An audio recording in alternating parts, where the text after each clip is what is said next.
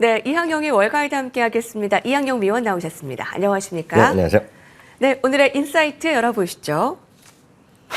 조정장의 탈출, 변동성은 이어진다. 미국 시장이 조정장 탈출 시도하고 있습니다. 사흘간 트럼프 대통령의 폭탄 발언이 자제되는 가운데 기술주 중심으로 좀 매수세가 유입되고 있습니다. 과연 다음 주는 어떨까요? 네, 오늘 3대 주스가 다시 한번 또 나름 또 크게 반등을 하면서 2% 내외씩 다들 주가가 올라가지 않았습니까? 그러면서 조정 국면에 일단은 탈출에 일단은 성공했다라고 보셔야 되겠습니다. 조정이라는 것을 우리나라 주식 투자한 일반적인 방송이나 언론에서 뭐 조정 국면이다, 조정이 떨어져 들어갔다, 뭐 이런 얘기 많이 들으셨지만 우리가 이제 미국 주식시장에서는 조정이란 말은 좀 정확하게 쓰실 필요가 있는데요. 왜냐하면 이것은 어찌됐건 헌법에 나와 있는 건 아니지만 월가에 쓰는 어떤 규칙이라고 보시면 되겠습니다. 조정에 들어갔다는 것은 직전 고점 대비입니다. 그것도 항상 고점이랑 이런 것들은 종가를 얘기하거든요. 그래서 직전 고점 대비 10% 떨어졌을 때 조정에 들어갔다는 얘기를 합니다. 네. 그럼 반면에요. 조정을 탈출하는 것은 직전 저점에서 10% 반등에 성공했을 때가 이제 그 조정에 탈출했다는 표현을 하는데요. 그러면서도 보다시피요. 지난 4월 9일이었습니다. 정확하게요. 4,982.7포인트의 S&P 500 기준이 떨어졌었는데요.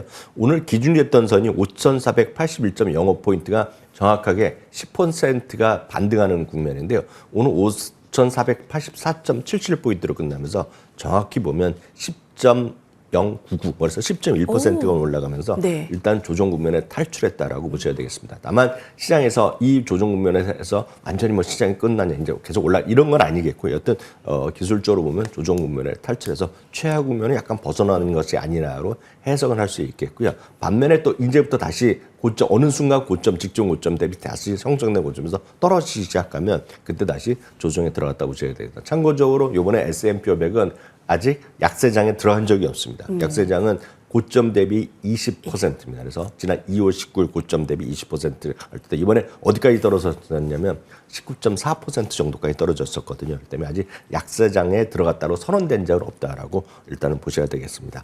아시다시피 오늘 같은 경우는 최근 들어서는 구체적으로 새롭게 뭐 트럼프 대통령이 겁을 주거나 이런 것보다는 상당히 유화적 발언이 많이 나왔던 것이 사실이 되겠는데요. 특히 오늘 같은 경우에는요.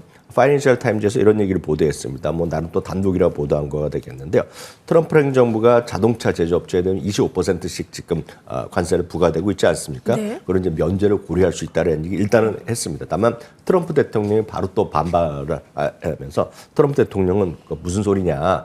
지금 25% 하는 거 오히려 올릴 수도 있다는 발언을 해서 약간 엇갈리는 반응을 했지만 전반적으로 보면 미국에서 중국과의 이런 협상 이런 것들이 뭐 진행되고 있다. 중국에서는 부인하고 있지만요. 그리고 잠시 전에 뉴스 다 속보로 보셨겠지만 한국과의 진행하는 협상도 뭐 긍정적인 협상했다는데 뭐 어떤 결과가 나올지 모르죠. 뭐 빠르면 다음 주에 뭐 해결책이 나온다는데 여하튼 뭔가 좀 새로운 시도를 하고 있고 트럼프 대통령 입장에서 보더라도 상당히 그동안의 월가에 대한 자극하는 발언, 특히 연준 의장은 자극하는 발언 나왔지만 누가 조언을 했건 간에 좀 상당히 그 부분에 대해서 약간 진전될 수 있다. 뭐 네. 신중해질 수 있다. 뭐 그런 얘기를 하면서 주가 3일째 일단 반등하고 있는 것은 그나마 좀 다행이라고 보셔야 되겠습니다. 예. 다만 전체적으로 올해의 흐름 보면 저변동성 주식의 상대적 강세가 계속 이어지고 있다는 것은 분명합니다.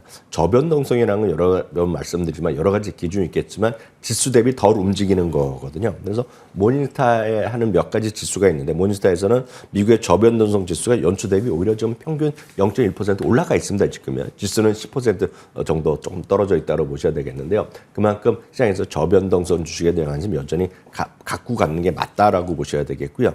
여기에 구성되어 있는 것은 130여 개 주식이 구성되어 있는데 그중에서 대표적인 구성되어 있는 주식들을 표로 한번 정리해 봤는데 역시 벅스웨스웨 같은 것이 들어있겠고요. 존슨앤존슨, 비자 뭐 이런 것들이 많이들 들어가 있다라고 일단 보셔야 되겠습니다. 참고적으로 올해 들어서요.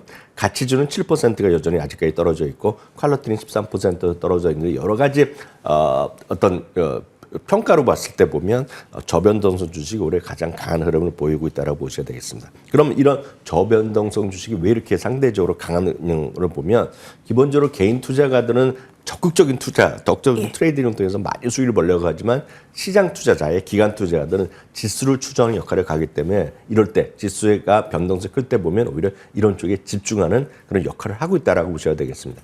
대표적인 올해의 주식의 흐름만 보면 딱 이해가 되실 것 같습니다. 마이크로소프트가 재미없다고 하지만요. 매그7 중에서 올해 하락폭이 가장 적은 주식이 마이크로소프트가 되겠습니다.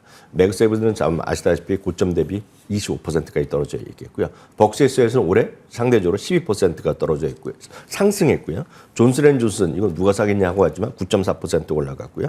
코카콜라는 18% 올라가 있고 그러면서 어저께 사상 최고가 또 갔다고 말씀드렸는데요. 이런 것들이 시장에서 대표적인 것만 보더라도 우리가 여러분들 좋아하시고 많은 분들이 많이 집중적으로 있는 IT, 엔비디아, 테슬라, 팔란티어감만 갖고 있는 주식이 아니라 전반적으로 이런 흐름을 보시면 상당히 좀 안정된 흐름을 보실 수 있다고 보셔야 되겠고요. 다시 한번 시장이 어떻게 될지 모르겠지만 이런 것들에 대한 너무 여러분들 성장주만 갖고 계시는 분들이 대부분이지 않습니까? 여러분들은 저변동성 ETF 이런 걸 좀 공략하시는 게 맞습니다. 대표적인 걸 다시 한번 확인해 두면 USMV가 제일 유명한 저변동성 ETF가 되겠고요. 또 SPLV라는 것도 있습니다. 이 주식도 마찬가지 대표죠. 이 $70 수준 되겠고요.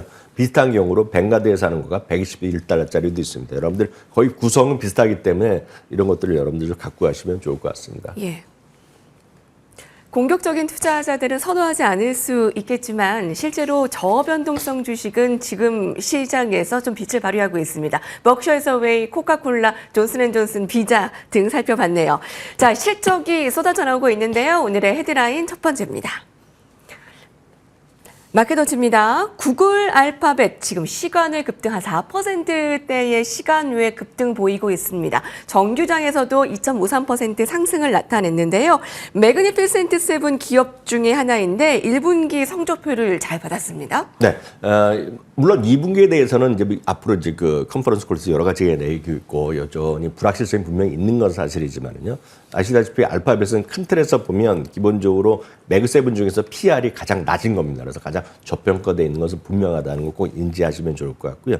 핵심적인 거 키워드만 오늘 말씀드리면 매출 한 12% 정도 증가하면서 기대보다 더 많이 나왔고요. 주당 이익이 $2가 이상 됐는데 2.81달러에서 40%나 넘기 때문에 한마디로 슈퍼 깜짝 실적이라고 보시더라도 틀림없겠다라고 보셔야 되겠습니다. 전체적인 성적표를 보면 대부분이 예상 수준을 훨씬 넘는 실적을 발표했고요. 다만 이제 클라우드 분야가 28%가 매출이 늘어났는데 약간 못 미쳤습니다. $1 정도, 10억 달러에서 뭐 1억 달러, 몇 억 달러 정도가 약간 못 미쳤지만 기대 수준에 나타났다고 보셔야 되겠고요. 그럼에도 불구하고 클라우드 부분에서의 마진율은 올도 증가했다라는 긍정적인 평가를 오늘 받았다라고 보셔야 되겠습니다. 구체적으로 또 두 가지 정도가 이 실적에서 보이지 않는 거에서 조금 더 말씀드릴 수 있다면 오늘 700억 달러의 자사주 매입을 발표했습니다. 700억 달러 하면 뭐 엄청난 건 아닙니다. 왜냐하면 이들이 700억 달러, 500억 달러 수준을 계속 매년 발표해 왔고요. 연평균 최근 5년 동안에 보면 한 660억 달러 정도의 자사주를 매입했었는데 이번에도 예년 수준, 작년보다 조금 높여놨지만 700억 달러의 수준을 이번에 자사주 매입을 신규 승인받았다고 얘기하고 있겠고요. 배당은 이제 작년부터 했죠. 그래서 배당 자체는 얼마 안 됩니다. 지금 한 주당 연간 80센트인가 그럴 텐데요.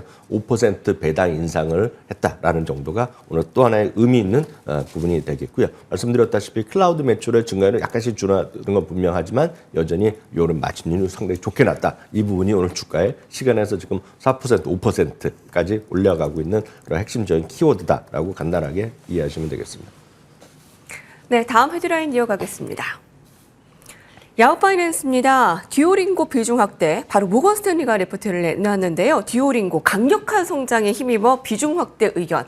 지금 연간 굉장히 주가 흐름 좋을 것으로 전망하고 있는데요. 네, 듀오링은 사실 수년차, 2년 전부터 이제 주가가 급등을 하고 있습니다. 그래서 작년, 재작년 말부터 해갖고 이제 흑자 전환하면서 주가가 많이 올라갔습니다. 그래서 듀오링고 아니더라도 여러분들이 이제 주식을 선택하실 때 많이 올라가는 거 있지 않습니까? 여러분들 꿈 같은 주식인데 이런 것들은 항상 흑자 전환할 때 주식을 사시면 가장 정확합니다. 그래서 이게 저희가 한 2년 전부터 많이 말씀드렸던 주식인데 그렇게 보셔야 되겠고요.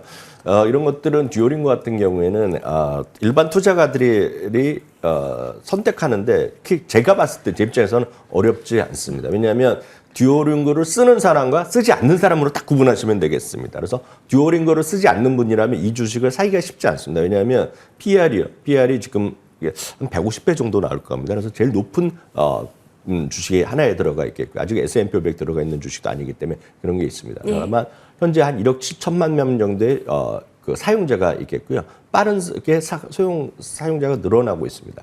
근데 주위에 보시면 또 젊으신 분들이나 이렇게 보시면 듀오링고를 쓰시는 분이 엄청 많다는 걸 아마 피부로 느끼실 것 같습니다. 어떤 분은 듀오링고 생전 들어본 적도 없으시겠지만 저 자신도 듀오링 하고 있고요. 네. 듀오링 하는 사람이 진짜 많이 있습니다. 제가 한번 개인적인 얘기 해드리면 어디 지방에 가서 터미널에 잠깐 앉아 있는데 연세가 짙은 아주머니 한 분이 딱 듀오링을 하고 계는 걸 제가 들었거든요. 그래서 깜짝 놀란 적이 있고 예를 들어서 예전에 뭐 토플이나 토익 이런 거 많이들 하시지 않습니까? 영어 등급하고 그럴 때 보면 미국이나 이런 데에서 보면 듀오링고에서 몇 등급이냐 수치를 딱 보여주면 이 친구의 영어 성적을 일정 가늠해 줍니다. 그 정도로 많이 좀 반영되고 있어요. 다만 이 주식이 아직 성장하고 있기 때문에 PR이 150배 돼서 PR이 높다는 거 정도만 이해하시면 되겠고요.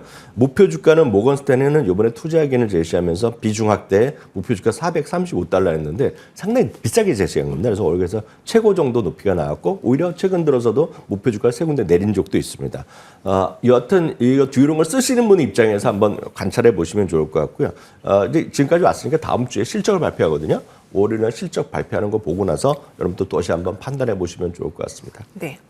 이 시간에 좋은 종목 많이 스터디하고 계시죠. 듀오링고는 이항용 위원님이 2년 동안 쭉 좀 관심권에 있는 종목인데 함께 살펴봤습니다. 고맙습니다.